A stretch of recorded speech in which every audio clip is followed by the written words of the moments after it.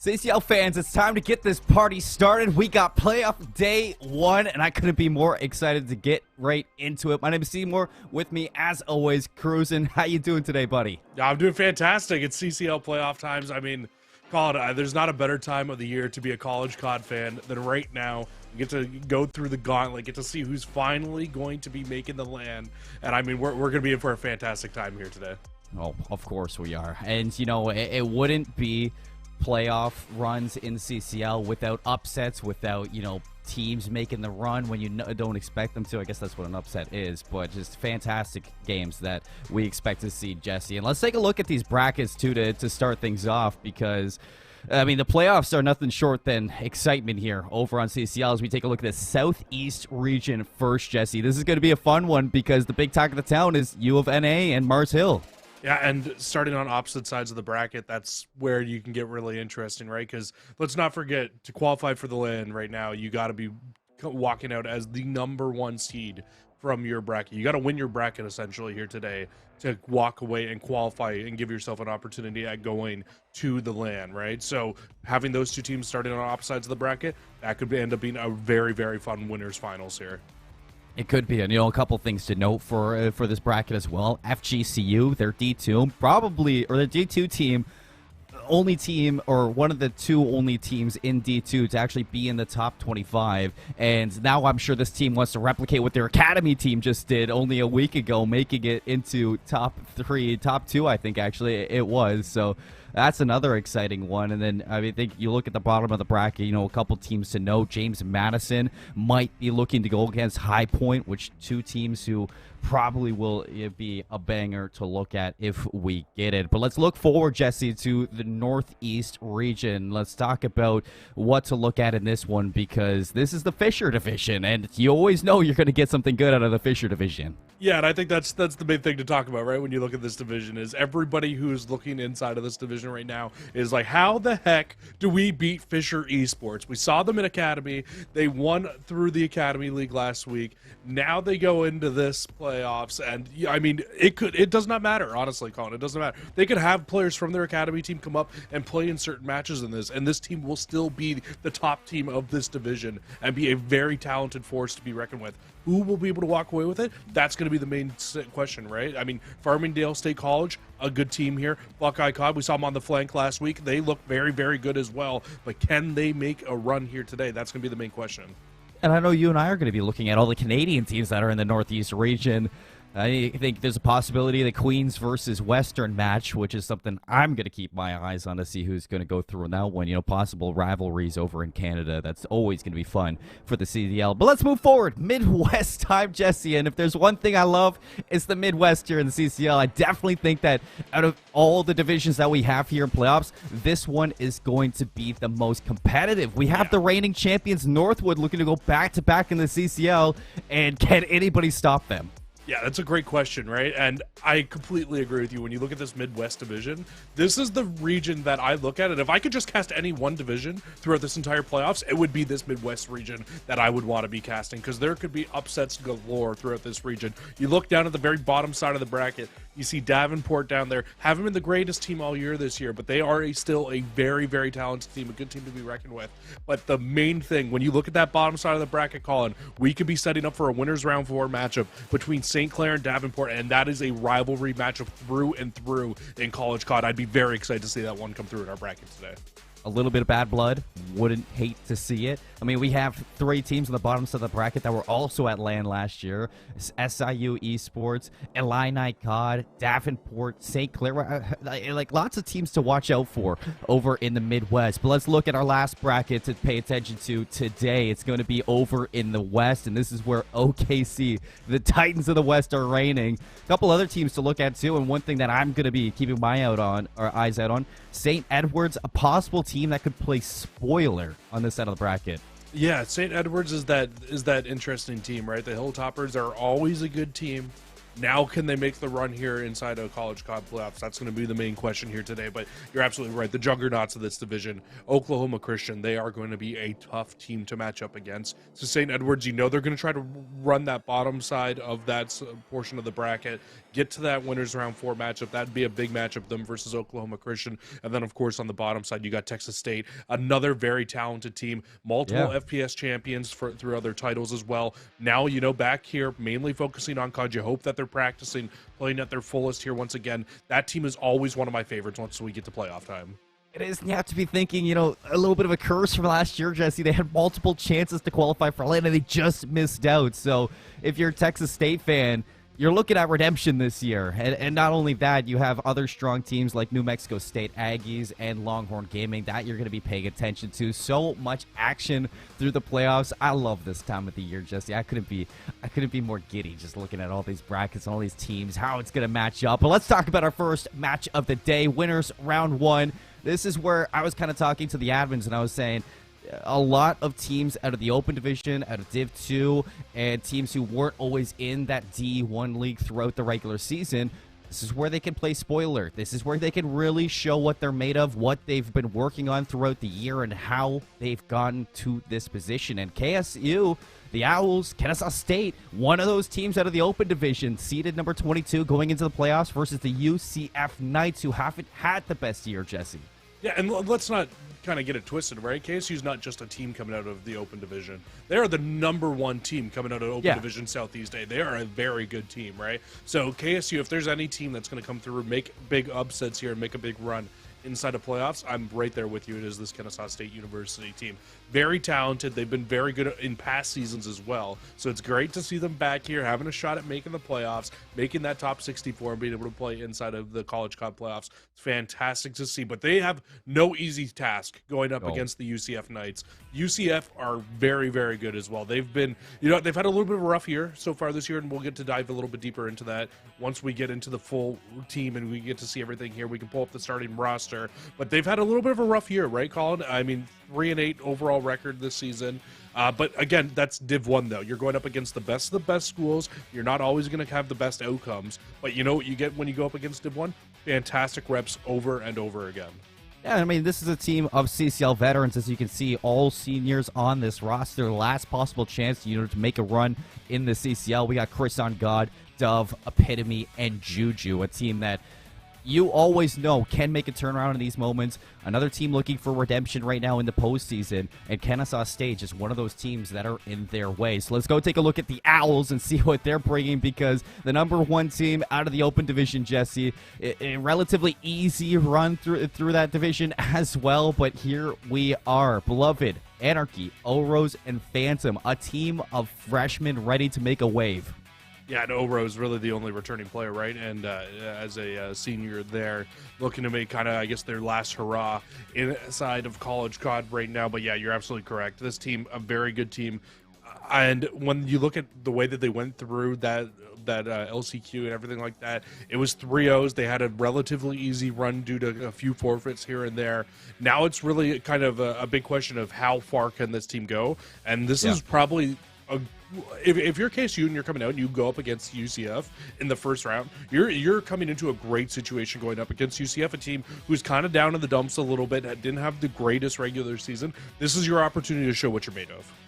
Exactly. It is truly a time to show us what you are made of. Let's look at the head-to-head between the Owls and the Knights. Like you said, the Knights through D1, 3-8. Not the best record to be looking at. Definitely something that you have to be worried about if you are a UCF fan. But on the other side, KSU got 13-0. Plenty of reps throughout the season, plenty of dubs, and only 3 maps lost. Only 3 maps lost, but again, now this is where College COD gets a little bit weird and where we do need to kind of put the disclaimer over the top of this is KSU, let's not forget, a team coming out of Open Division. UCF Knights, a team coming from Division 1. They were a bottom 4 team in their Division 1 bracket, actually the bottom seed of their Division 1 inside of Southeast, right? But when you look at this and everything is coming together now to go up against each other, this matchup could end up going very different ways. Records and map modes, all that good stuff really shouldn't be something that we're putting our main focus on here today between these two. No, but what we should be putting our main focus on, Jesse, is the maps of this series, because These two teams, one looking for redemption, one looking to prove themselves. They got a best of 5 lined up, and I'm excited. We got Double, Fortress, Search and Destroy, and Hardpoint map number 4, Mercado map 1, Hotel Control, and El Asilo Search and Destroy. Kind of all over the place. I like it. I personally, I really like it. Now, the main talking point, Colin, that I want to bring up when looking at the overall maps and modes for UCF was that UCF played a lot of Fortress Control. Well, Fortress Control, as we all know, it's gone. We got Expo now. We don't need to worry about Fortress Control popping up, but that's not a good thing for UCF, who has played a lot of maps on that Fortress map. And when you look at this overall series, now you go to Hotel, it's probably their second most played map in terms of their overall control. So, you know, they got that, but that is a map that they are 0-2 on, though, coming into this one, though. So that's something to kind of keep our eyes on for UCF. If we end up getting to that swing map mode and KSU's up by 2, that could be a problem for UCF come the rest of this series here. But yeah, this looks like a fun one. Mercado, Fortress, those are going to be 2 bangers to start us off here today. And we said Fortress Control. Yeet! Get it out of here. Expo doesn't want to be played either. KSU were banning that one out, and you see that UCF for the Hardpoint and Search and Destroy, they didn't want to see Embassy or Mercado. So a little bit surprised to see, you know, the Fortress Hardpoint if they didn't want to go to an Embassy Hardpoint. But hey, you know what? Go to a scrappy map like Fortress. Anything can happen between these two teams. This especially for Kennesaw State, for the Owls, who are looking to punch above their belt right now against this UCF team who's been struggling. I mean, this map with a little bit of scrappiness in the Fortress could really favor them. And you go to that Mercado map number 1 as well. You think about how this map goes. It's really going to be down to who is going to strike first, who's going to set the rhythm of this series. Mercado is one of those games where if you can really lock it down, you can look out of this world. Yeah, and I think that Mercado and Fortress both actually play very similarly in terms of hard points. I know both obviously very different maps in terms of one being much bigger than the other map. But when you look at the maps and just kind of the overall of both maps, you have certain hills that you need to really make sure that you're really rotating to. And then also both maps have that ability to be kind of have massive comebacks on. Is when you look at these 2 maps, those are probably the 2 hardpoint maps you think of that the most, especially Mercado having 7 hardpoints. That's one of those maps where if you come back on a Mercado hardpoint, it is very tough to kind of get your rhythm back in the game once you lose it. And then when you look at Fortress, I mean, if you string a P2 to P3, that's a 120-second swing that could go one way or the other, that it is just so hard to replicate on either side that it is going to be really interesting from these 2 teams, the fact that we get those 2 maps in particular for Hardpoint coming through, because those are 2 very scrappy maps. I think that we're going to be for a really fun one between them.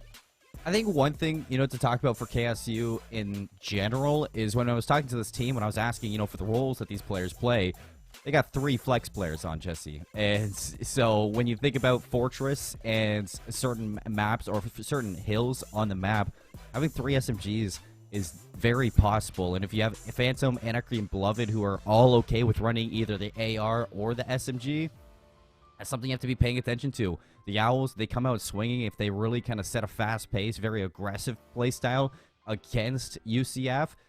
It's a big question. Can you keep up to that? Because things can get out of hand fast with how scrappy Fortress is, with how much the SMGs really can impact the game. I mean, you look at the CDL. When you have a team of strong SMG players, Fortress is usually going to be your go-to.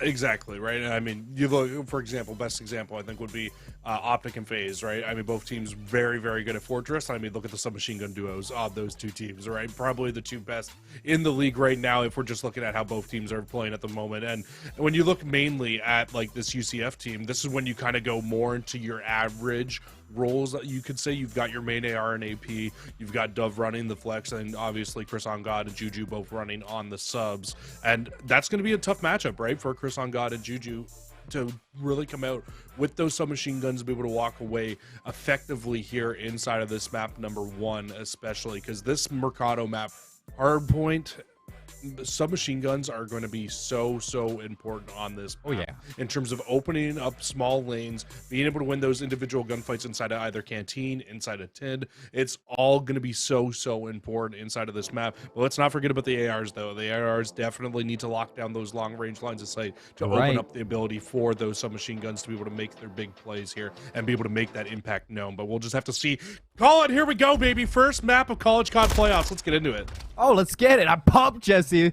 right into the action on board with UCF. KSU is going to be looking for the P2 spawns, and they will have the better side of the map to start off. But look at the spread that you're getting out of the Knights. Dub's going to strike onto 2. Chris on God looking for the pinch. Phantom's the last one on rotation, and an easy break early for UCF.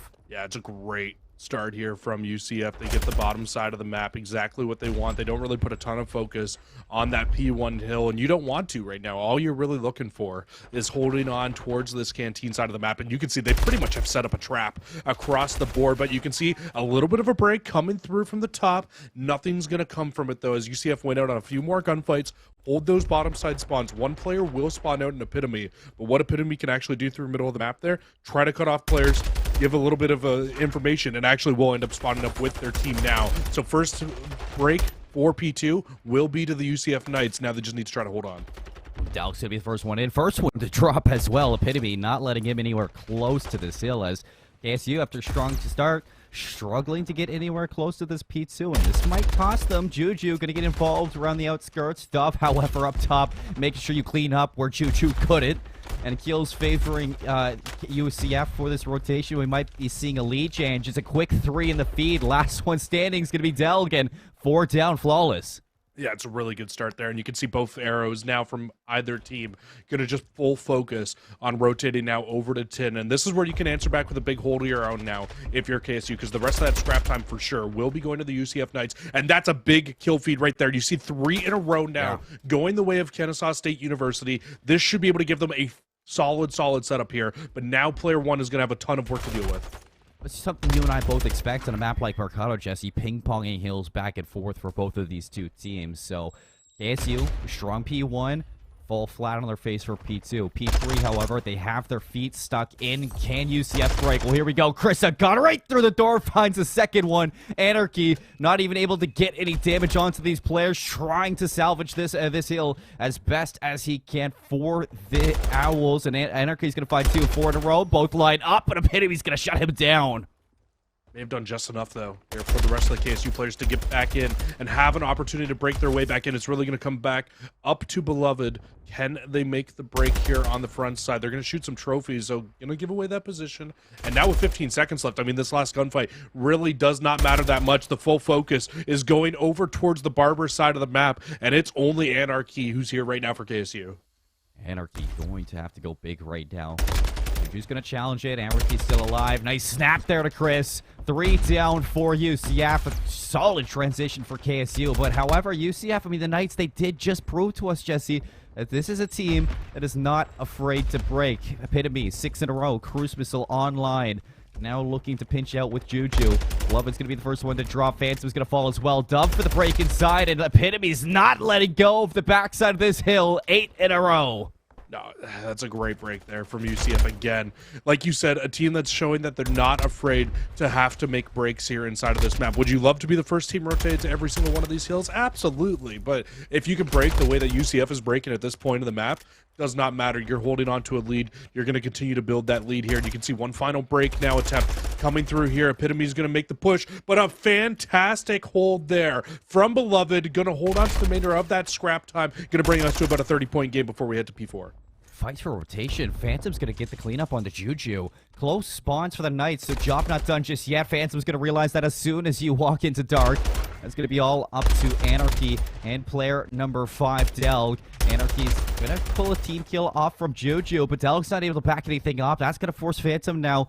Needs to get aggressive on this, not allow Knights to pick up anything more. Beloved, with the help of Phantom's going to get 1. Phantom jumps right in, but 2 down for KSU. Beloved alone on the inside of the, soaking as much time as you can. For how long? Beloved still alive on 5 in a row. Cleanup's going to be there. Phantom goes down as well, and there's the break back in for the Knights. And another break from the Knights there. Hold on to a 25-second lead here and counting. Could get it up to right about 50 seconds if they hold on to the remainder of this hill. But actually, everybody going to hop out of the hill. Not exactly sure why we're not collecting any of this time here. But the main focus from both these teams with 15 seconds left is going to be going back over towards Canteen. This time, top Canteen will be the main primary focus of the hard point here. And you can see Juju's trying to get these cutoffs through Barber. We'll get 1. We'll give the information to the team that there are 3 more that will be pushing down that route. And you can see Epitome up top completely ready for it. Pitting with a little bit of a cheeky angle. Dell teammate onto Phantom, so first wave completely thwarted by way of themselves. Dove now hiding in a corner. Another kill to tally up. Long way to travel right now if you're the Owls, and Dove's repositioned. I'm not sure if they're going to read this. Phantom's the first one out. Dove's going to give it away, but it doesn't matter. 5 in a row for Dove. Looking for number 6. Dove actually gets traded out by Phantom, so no cruise missile for the Knights at the moment, but their lead is pulling away, Jesse, as they continue to tally. And things just went from bad to worse now here for KSU. Because not only are they kind of not in this new hill right now and not in a great spot, but when you look at the top side of the map where you need to be for parking for the next hill, because of that fantastic positioning from Epitome throughout the early portions of that round and being able to play those cutoffs through Barber, they're already fully set up here. It's like UCF is having to push into break after break now, and they're finding themselves down to almost 100 seconds. I mean, it helps when Epitome is 21-4, a monstrous scoreline for Epitome. You do have those cruise missiles. Potential to see them get called in with this last remainder P4, but it doesn't seem like they need it. The guns are everything that you need right now if you're UCF. Epitome 23-4, another 8 spree. You've got to be kidding me. Nobody can stop Epitome right now. And Epitome just going to back up, reposition here, gets the help from Juju, should be able to reach Al, and that's going to be all 3 players getting knocked down through Barber Alley, completely shut down here. And they've just got the side of KSU spotting exactly where they want them right now. Everybody's spotting out, everybody in an uncomfortable position as they have to flood the hill one by one because you can't really take any time here to break your way into this. At the end of the first set of rotations, Colin, it's going to be about a 130-point lead here for the likes of UCF, and they can put this one away very, very quickly into the second set of rotations. I mean, right now, if push into those long lines of sight, you're afraid that you're just going to be adding to the charity of Epitome's KD. 25-5. Ridiculous numbers right now in game number 1, where UCF, we said, they struggled the regular season against D1 teams. Open division. Can they step up to the plate against them? So far, it is a gigantic yes. Epitome. Another one's going to bite the dust there. Beloved finally get the trade. Beloved gets 2. This might be where you need to start turning things around if you're KSU. Unfortunately for Beloved, you get a little bit ahead of yourself and you allow Chris on God to flank. Might be. I mean, if not now, I don't know when, Colin. You definitely got to start making it back here soon. Anarchy needs to contest this hill. You can't give up any more hill time to the UCF Knights because at some point they will get another hold. They will set up strong, and that actually looks like what we're about to see here as we head back over to P1. It looks like we could be in for another very strong setup here inside of bottom canteen. It's probably going to come down to this flank play here from Beloved. Needs to win this gunfight, can't walk away with it, and now UCF will have a full setup for bottom canteen, only needing 38 seconds to put the game away. 212-99. 100-point club still in the cards right now for UCF. They're going to look to soak up every single second of this Cantina Hill. Another 3 down to the feed. Can the Owls break? Can they hold on? Epitome, top Canteen, going to be watching towards the back alley, but that's not where the action is. Look at Dove through the middle of the map, just looking to be a nuisance and slow them down even more. Del's going to piece together 2. Here's the opening now. Del gets all 3. Epitome's going to have to back up for the second. And KSU COD, they get their triple digits. They get back into this hill. Maybe a little bit too aggressive there from UCF pushing across the map, but it does not matter. You can see you'll get a break here from KSU, but UCF, they fully recognize the situation that's going on. They know they only need 21 seconds here to close the game out. So everybody now wraps over and into 10, and there will be a full setup and now a break opportunity here from KSU with everybody in pushing through dark. Yeah, pushing through dark right into Dove and Epitome. Phantom taking a long way around. Timing not going to be there. Chris and God hiding in a corner. Only 17 seconds remaining right now for KSU to try to grasp at straws. What is this map? 10 seconds left. Flanker on the back for KSU. The hit all from one angle. First one in is going to be Del. Chris on God are going to be watching this with a fast nav. They jump around him. They get into the hill. The beat down for Chris. And Dove's got the overwatch. Game number 1 for the Knights. Yeah, UCF coming out and showing a very good hardpoint game there through this first set of rotations. Really came out, and anytime that KSU had a good setup, it just felt like it was seconds away from being able to be broken by UCF. Really the only hill that we saw a good, decent amount of time on for the side of KSU was that Barber Hill in the first set of rotations where they got the first 30 seconds of it maybe, and then UCF wasn't able to do really very much there. And honestly, that's all on the back of a big two-piece from Beloved towards the end of that hill too, to kind of give them the rest of the time there. But UCF, I mean, they weren't really early rotating to a lot of these hills, but the breaks that they were getting, it was just time after time after time. KSU just had no answer to the surrounding forces from UCF pushing into every single one of these hills. Very, very tough to be able to combat with there. I mean, this is a team that, like we've said, Jesse, a team of CCL veterans from UCF. I did not doubt them for a second that, this is a team who's going to come out and look to make a statement here in round one of what they truly are made of going into the postseason. And off the slaying that we got from Epitome, it's going to be a good postseason from the Knights so far. I mean, ridiculous out of the Knights. Almost a 100-point club. They barely let it slip from their drafts towards the end. But, yeah, it is KSU. I mean, even though you rotate every single time to these hills, and it is, very Money Hill favored map, if you're not getting the kills to back it up, it means nothing to the confidence that we're seeing out of these gunfights from players like Juju and Epitome. Yeah, there was a lot of great positioning, too, by a lot of the UCF players throughout a lot of that map. And I think that the biggest positioning advantage that we saw was on the end of the first set of rotations, when we saw from Top Canteen on the rotation over towards parking, when we saw the Dove playing in back alley, playing towards the back of Barbershop, just knocking down those players as they ran through, forcing them to spawn out 10, forcing them to spawn out very far from the next hill, that they, as soon as they got broken there, it just didn't even matter for UCF. There was only 10 seconds left on the old hill on Top Canteen, then as soon as they got over to parking, it was able to be closed out like that. And yeah, Colin, we could talk about it all day long, but we got to bring it up. Epitome, I mean, they had only 4 deaths at one point in the map, but 35 and 10, positive by 25 kills, a triple positive game. What a map number one from Epitome there. 30 non-traded kills too. So when you talk about a positioning, Epitome was in the best spot every single minute inside of this hard point. So that's crazy. That is just that's hard to like hard to be able to fight against, right? Like, if you're KSU, number one priority going into the rest of the series is going to be trying to find a way to shut down Epitome, because you can't just let them keep dropping numbers like this against you. It just simply will not. You won't be able to walk away with a victory when players are dropping numbers like that against you. 3,700 damage. Dove also, we do need to give them a shout out there, 24 and 11, a very good map out of themselves. But Colin, we can take a look at our maps and modes one more time here. Mercado, the map number one, done and dusted, 250, 118. Get that one out of here. If you're KSU, full focus now on this Fortress Search and Destroy.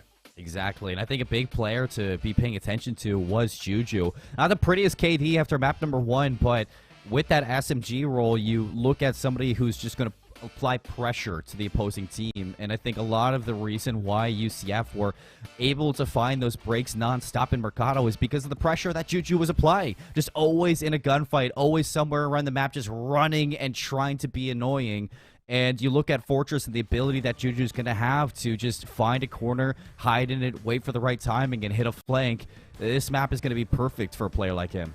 And it goes back to our main talking point too, right? When you look at the players on KSU, the fact that they've got the 3 flex players versus the 2 solid subs on the side of UCF, where you've got Chris on God, you got Juju, who both looked fantastic in the SMG role in that map number one. Having players who are constantly just running flex and constantly switching up their roles could end up being a problem here for KSU inside of this series, right? I mean, it felt like it was a mismatch inside of that map number one. At the very least, it felt like KSU had a very tough time going up against the submachine gun powers on UCF. I know it was the UCF players with the ARs that dropped the big numbers inside of that map one, but it was doing the dirty work, getting in there, being annoying to the other team. It was those submachine gun players on UCF, and they played very, very well in that map one. Well, KSU, I mean, it's the team we talked about in the open division, number one. They looked good, on paper. The stats showed they were undefeated so far, but I mean, they have reached a whole new level now in the playoffs. And UCF, although they were only 3-8 coming out of Division 1, it's still Division 1, like you said, Jesse. The games were still close. UCF, a team who's always going to put up a fight, always going to look good, or always going to look good when it comes to inside the matches. And, this is the team that I expected to see pure dominance out of the Knights in map number one. Mercado it was an AR's playground. Now we head to Fortress, where the SMGs could be the takeover time for them. I mean, we see it all the time in the CDL, Jesse. We see it in Tier 2. The SMGs on Fortress, they have a heyday here. And I think you're right. I think it's a little bit of an identity crisis from the Owls. You know, maybe not the right idea going into today. Haven't truly planned out their gameplay when moving into the playoffs, but might come back to bite them here going into this one. And I think step number one from KSU going into this Fortress Search and Destroy is setting the tone, understanding that the pressure is going to be there from UCF. Pivot to a little bit of a slow play style. Allow these players to make mistakes and try to feed off of it. Yeah, and I think if you're KSU, most of your players are probably more confident on running Attack 56 right now. This is probably the right map to go to in terms of Search and Destroy. It's a map where I like, you can find yourself pulling out Attack more often than not and being able to run it and still being able to be very successful, because there's a lot of long range lines of sights that you do need to lock down and hold down offensively or defensively on this map. I think maybe a more of an opportunity on the defensive side of the map to pull out the submachine gun and kind of run and kind of get shove it really down in terms of being able to take down the other team. But when you're running with ARs on this map on the offensive side of the map, all you really need to do is lock down and wait for the defensive side to get a little bit over aggressive, find that first blood, get that bomb down, and then continue to hold down those long range lines of sight, make it very difficult for the other team. What I'm interested to see here, Colin, is how many bombs we get moving over towards the B side of the map, because let's be honest, is really where most teams like to get that bomb down at, over by the gallows. That's where you're trying to get your main focus really with the bomb, is getting it down right here. So we'll see if they end up doing it here, and you can see full focus right away from the UCF Knights will be towards this A site. You can see 3 players already in and around it. Honestly, if I'm the KSU and I notice this immediately, I'm wrapping this bomb. There's only one player watching mid-map, and it's Juju. Yeah, but it's Juju. You got to be careful in lacrosse. You see teams towards the end of the year try to switch things up and go to B, but still hasn't proven to be the best course of action. So Juju's going to find nothing through the side door. Delk in the back going to be the first one. Epitome still locking down those long lines of sight, and Phantom backed up with 10 HP. They just spotted Juju in the middle of the map as well, so Phantom knows they are between a rock and a hard place right now. That bomb also not down in a great spot. You'll pretty much have to grab it, try to dolphin dive across to get away. We'll find one, get the bomb as well. That's a fantastic play to get the bomb, get out with your life, and even be able to find a kill. But with 27 seconds left, Colin, you need to make a decision here fast. Are we going to get this bomb down today, force our way into the site, or are we going to try to make a wrap here? And you're running out of time to make that wrap. And I like the patience from Dove and not to chase that one. Just make sure you lock down this A site. Anarchy not going to expect the player into the corner where Chris on God just died, and Dove nailing the coffin for round number 1. UCF continue to find success. Yeah, if I'm KSU, I'm trying to throw anything at the wall right now at UCF. I would not be trying to just push into 3 players fully set up there on that A site. It's never a fun time to try to push into that site when not having any control of it in the beginning of it, right? So I think it's really going to come down to some interesting kind of, I guess, weird plays at a KSU if you're going to walk away with a round win here. I have to see a turnaround at some point from the Owls. Where will it start? Phantom, the only one to find a kill in that last round. On to Chris on God now. Aggression out of Anarchy right in front of Epitome, not allowing that AR to get set up. The trade from Delg. The trade from Dove onto Delg's going to be there, but Phantom already in the enemy lines. That's bomb down in the back. Dove did find a trade through off that first kill, though, with the Semtex. Was at least able to find one. There's going to be a big play coming through middle of the map from Juju. I thought it was going to be a big play if Chris could stay alive, but Chris on God falls, and now it's just Juju. Made the big wrap all the way through the A site, or sorry, through the B site, and now we'll push their way back into A, but that bomb's down in a horrible spot. You're in a 1v3, but I mean, Colin, kind of like you said last round, if there's anybody that's going to do it here on the side of UCF, it will be Juju. Oh, yeah. Attack in hand, not the Vaznev. Switch things up for Fortress. Does it pay off? Slow but steady. 27 seconds. Not a lot of time to recover this bomb, so Juju's going to have to go deep into enemy territory, uncharted territory for now. just to recover this. Now we're to 16 seconds left on the inside of ammunition. Top rails. Juju gets the first, but the reposition already here from KSU. The watch from open, the watch from close. Both players set up to pinch as soon as this bomb's planted. Juju gonna get the plant down, but Phantom's here to take him out of the equation, and plenty of time for a defuse. I was kind of sitting there like, are they going to chow this? Are they going to chow this? Like, no way Juju gets this bomb down and gets out, but Juju gets the bomb down perfectly timed there by the two players on KSU as they will fly through, find that kill, find the tying round there, and a little bit of life, right, out of KSU there inside of that round. A good beginning portion of that round, and it's really on the back of the SMG player. I can't remember who it was off the top of my head that made that big play in through middle of the map. I believe it was Phantom that ran through middle of the map, was able to get up into top rails immediately there. And as soon as you get that top rails position on a defensive side of this map, it can be very, very effective in terms of shutting down the offense. However, somebody's going to be already in top single for UCF. Chris on God, looking to be a little bit of a slippery snake now. Phantom has an idea that this is going to be an open area for UCF to take control of, so everybody just at a standstill for now. Bomb in the hand of Beloved, too, who's maybe thinking about a wrap over towards P. Jesse.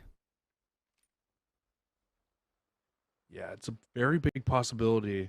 The problem for UCF right now, or sorry, for KSU right now, is they don't really have any information on where any of these UCF players are. The last round they tried to push into A did not work out at all for them, so you can see they haven't put any presence over there, haven't gone into A at all, but it's a completely different setup here from KSU. If the bomb moves over to the B side of the map, I mean, UCF is going to be completely ready to push over there. Peekaboo. Beloved's going to be dropped. The bomb heading over to B. I mean, this is why you do not want to go here without any information. Juju set up bottom maps. Puts that bomb down towards P1, and nobody from UCF budging at all. Everybody's going to line up. A little bit of a line of scrimmage through the middle of the map. Anarchy in behind. No, not able to get the shots out of Chris on God. Telg was able to get that first, but now 1 versus 3 for Telg with only 10 seconds left. And look how far away these Knights players are. This was just a super indecisive round here from KSU. They got zero information off the early portions of that round, which led to them really not being able to do anything with the time that they had left there, Colin. I think if you're going to be playing offense on this map, information needs to come early, it needs to come often, and you need to be able to make your pushes and plays off of that little bit of information that you get from these players. For sure. KSU, I mean, as good of a defensive round as they had in the round before, offense is going to be very important in terms of being able to walk away with this round, with this map victory. And here we go once again now off the rip of the round. Chris is going to push in. Phantom tried to get aggressive immediately again, and unfortunately will get caught. This is going to be complete bomb site control now going over towards the likes of UCF. They should be able to get this bomb down for free. It's the right change that you needed to make on your offense. Make sure you don't give up ammunition control right off the bat. Phantom thought you could get away with this twice. Well, it's not going to happen. So Beloved now going to be on a mission to see if you could shake things up a little bit in the bird's nest that is UCF. Beloved, however, you do not know what's in the back corner. Juju playing some trigger discipline. Beloved turns around. Juju's going to find the second kill. That's go time for the rest to collapse. Unfortunately, Chris on God playing front line denies any semblance of control. Yeah, very tough to retake that bomb site. That's why generally you want to try to get two players in and around that bomb site immediately right off the rip to try to make sure that you don't just give that site up for free. But unfortunately, this time through for Phantom, you get on the bomb site immediately, but you just push right into munitions for some reason off the start of the round.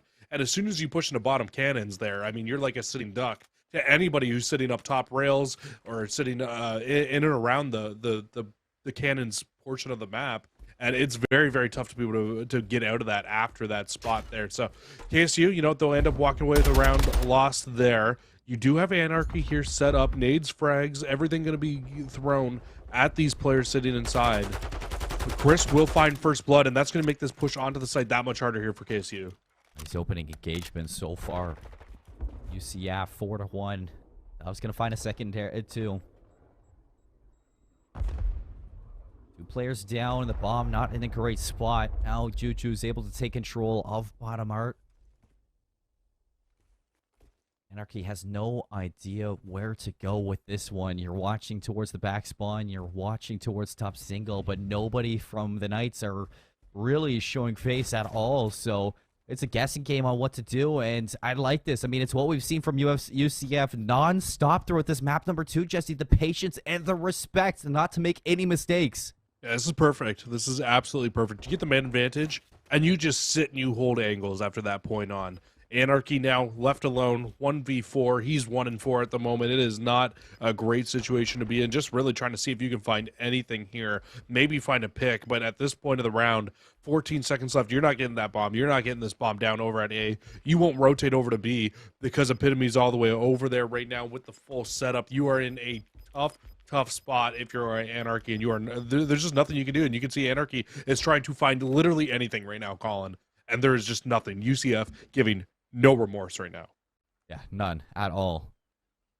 And you love to see it too on a team. I mean, this looks like a team who was gone over their mistakes throughout D1 and made adjustments. And in playoffs, it's nothing but business here. You don't want to, get over aggressive. You don't want to get ahead of yourselves and give up, dumb rounds. If you're UCF, it's just one step at a time, show dominance, and let's head over to B this time. A full 4 hit to A from KSU, and UCF get the perfect read. This is just a perfect blind counter from UCF.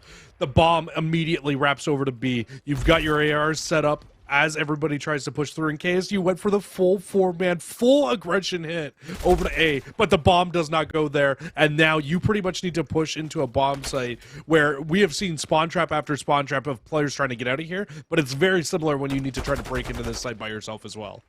And Anarchy catches a little bit of good timing versus Chris on God. Unfortunately, though, Juju, bottom map's going to rip and tear through 2 players. Juju, all 3 going to be there to close out on that round. A perfect round from UCF to take control of that B site without the Owls knowing.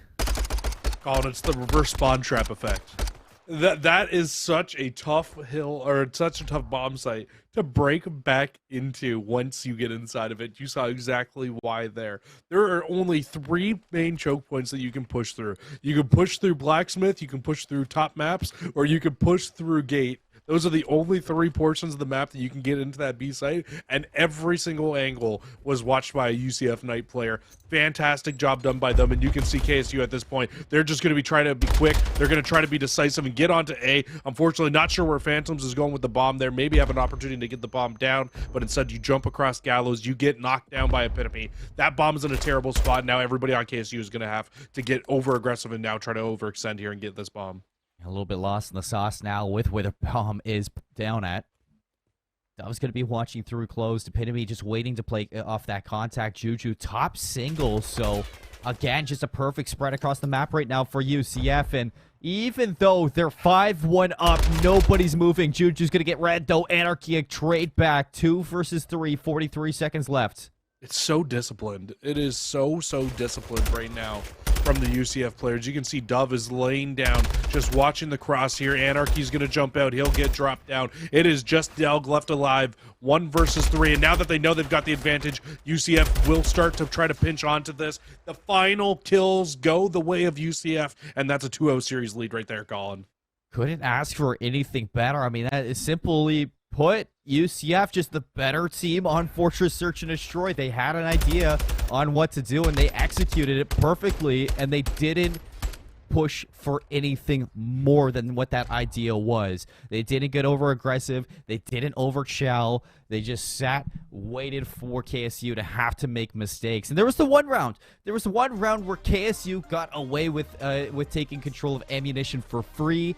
Phantom gets into your backline with the SMG, finds the kill into the bomb carrier, and you saw a little bit of struggle there. But as soon as you go into the next offensive round for UCF, they send a player to watch it, and Phantom gets caught in the opening kill.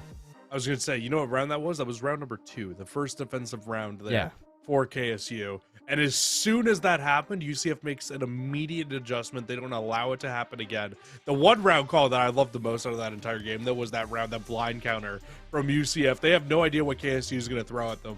But KSU throw all 4 players onto the A bomb site, and UCF in the same exact round decide, hey, let's go B.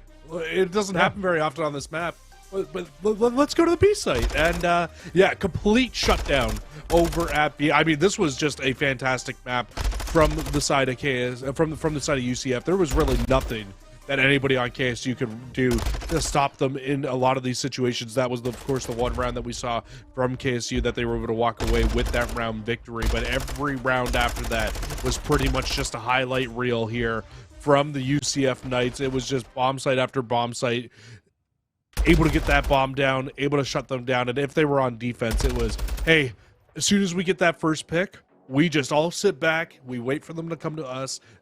And I mean, it helps that usually that first pick, Colin, was somebody walking over with the bomb and dropping it in a horrible position. So UCF knew that that bomb was down, and you just have to sit back and watch it. But nonetheless, I mean, just a disciplined, well-played back from UCF, and you can see exactly why they are a Div 1 team. Still very, very talented through and through. Yeah, Curse on God, 10-3, 1,000 damage. Very pivotal player for that. Confidence at an all-time high for the University of Central Florida. The Knights, I mean, they have looked dominant throughout this series. Map number 1, almost 100-point club. Map number 2, 6-1. Nothing but success here so far. So getting ready for this hotel control. I know UCF, they're big fans of Fortress Control, but we got rid of that.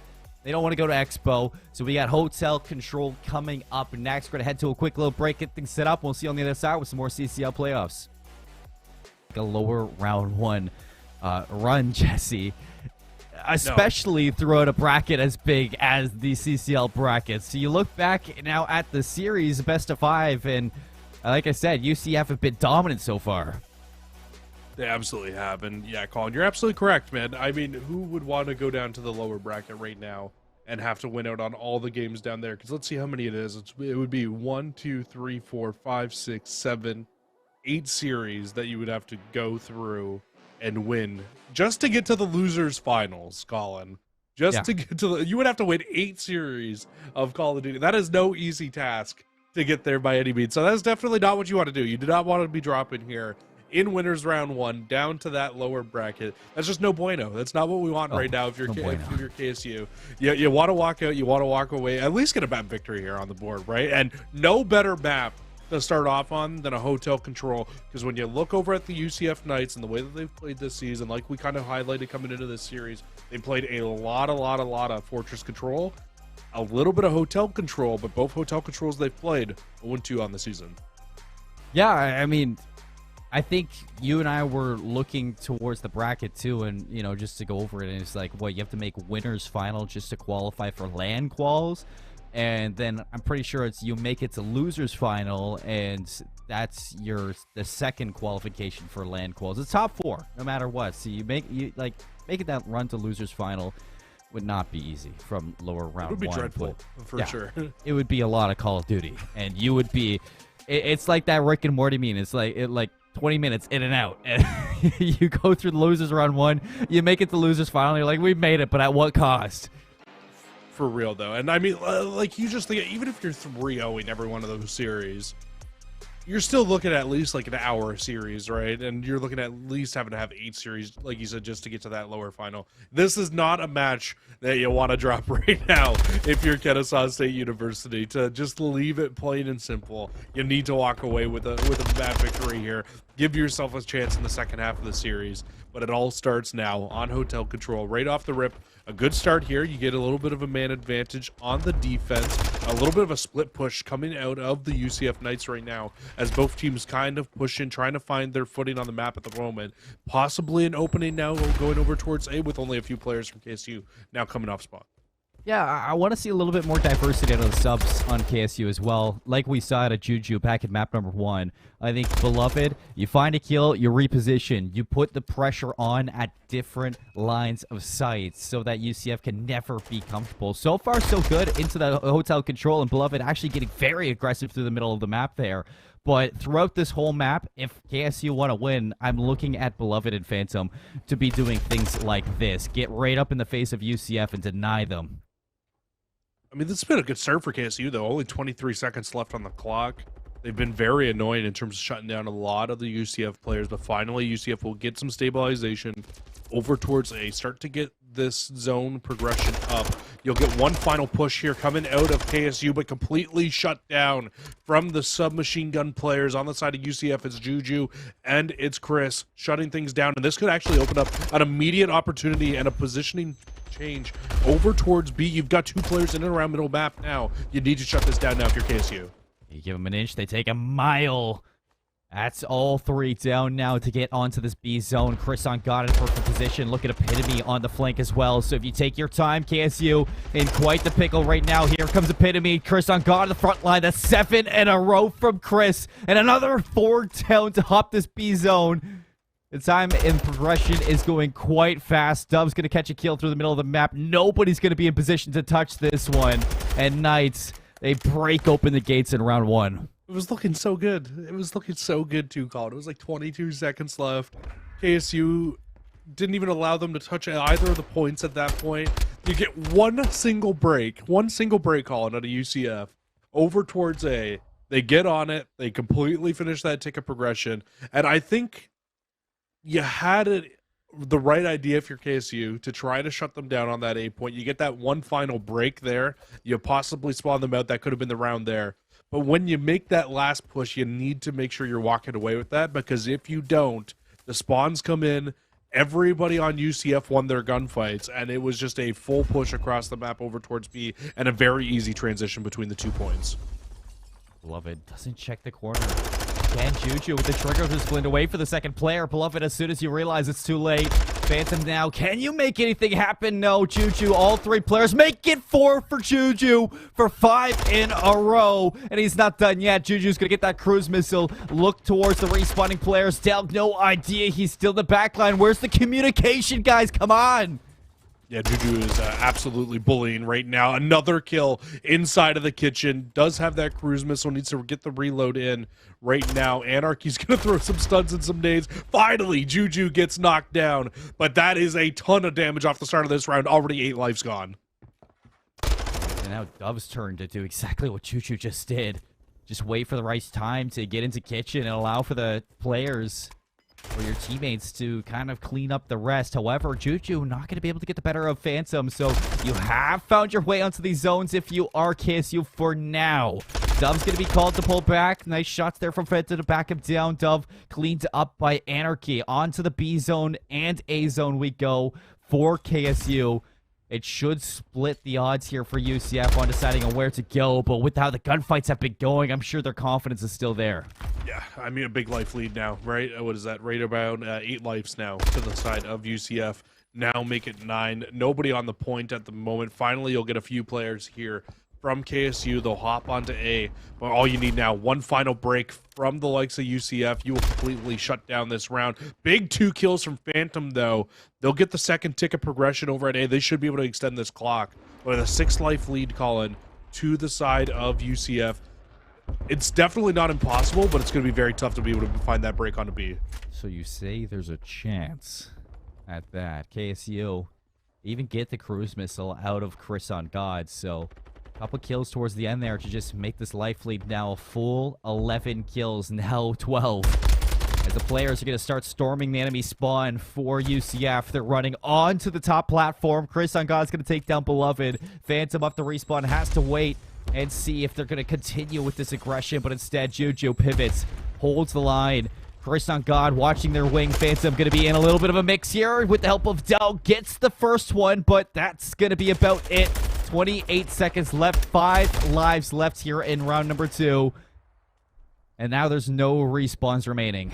Yeah, and Juju pretty much just doing what he did at the start of the round right now at the end of the round. Just completely wiping the side of KSU off the map at the moment. You got Juju and Chris, the 2 SMGs right now on the side of UCF, going 18-8 and 18-5. And the 2 ARs are at 6 kills apiece. You don't need to do anything more right now, though, because your submachine guns are going so absolutely insane right now for the University of Central Florida. Absolutely crazy stuff. A 2-0 lead here, 2-0 series lead. Looking for the sweep in the control, Colin, and looking for the sweep in the series over at Kennesaw State. And I will say, you know, I mean, start to finish throughout the series, it's been the SMG difference between both of these teams. Chris and God and Juju have been fantastic. Epitome did go 33 or 35 and 10 in map number 1, but even still, a lot of it was just off of the positioning that you were allowed to from these sub players. If UCF are walking into the postseason and their subs are playing like this is going to be a dangerous team. I could not agree more. Juju is playing with the utmost confidence right now. Still has that streak in hand. This is going to be an immediate hit over towards B. You do lose out on all your lives over towards A, but with everybody respawning up over towards luggage, this is going to be an immediate ability to be able to capture this B point. Now, A is not the easiest point to be able to capture second, but man, when you look at this right now, you've got everybody over here and on this B point. This is going to be a very tough break.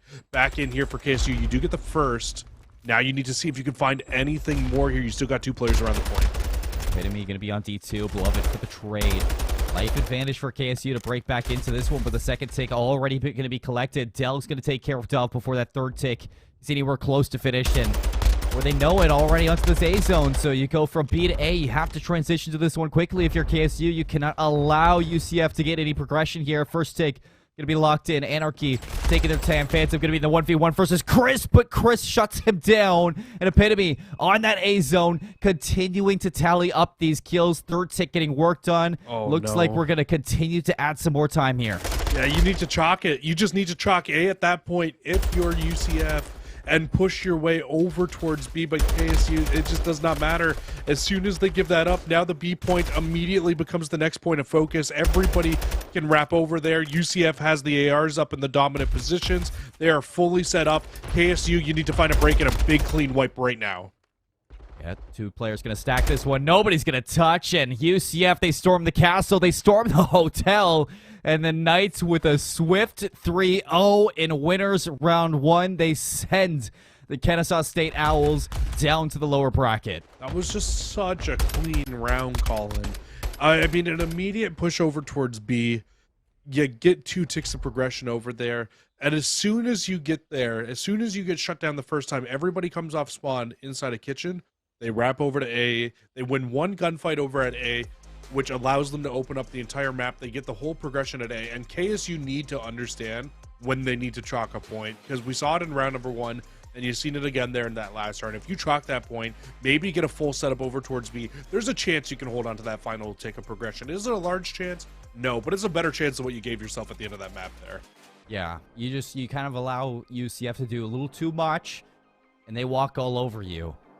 I mean, going into this series, I don't think you and I really expected anything different than a UCF 3-0. I mean, although, you know, Kennesaw State, the #1 team out of the open division, this is a Division 1 team who have had solid reps against some of the best in the Southeast. So it was going to be a tough one no matter what for Kennesaw State. We talked about a lot of it's going to come down to the SMG battle. UCF, I mean, Juju and Chris on God walked all over them throughout this best of 5 in these 3 maps. Just showing that I think the Knights are ready for the postseason. They absolutely are, and we talked about it, and it was why I said when we brought up the head-to-head, you can't take a look at the 2 records between these 2 teams and put a ton of focus on it, right? Because of just how widely different the open division versus a Division 1 team is, right? And you've seen it exactly why here. Now, I don't want to take anything away from KSU. They've had a fantastic season. They played very well here, but you're going up against a Div 1 team, and Div 1 teams are just simply different. There's a reason they got there at the start of the season when nobody had any practice on this game, really. Everybody was just trying to find their reps, make that qualification into Division 1, because everybody has a chance at it at the start of every single season. But UCF, they made it. They might not have had the best regular season, but man, they are ready for the playoffs. Juju and Chris on God as a submachine gun duo look fantastic right now. I'm excited to see how far this team can go. Yeah, the subs, they look bonita, they feel bonita, and, I mean, for KSU, you got to remember that this is still, like, a really fresh team. A couple of freshmen, you know, they still need time to mold into something more and level up, and now they're going to have to make that lower bracket run, Jesse. We take a look at the scoreboard from the series, and, yeah, Juju, Chris on God, both players, double positive.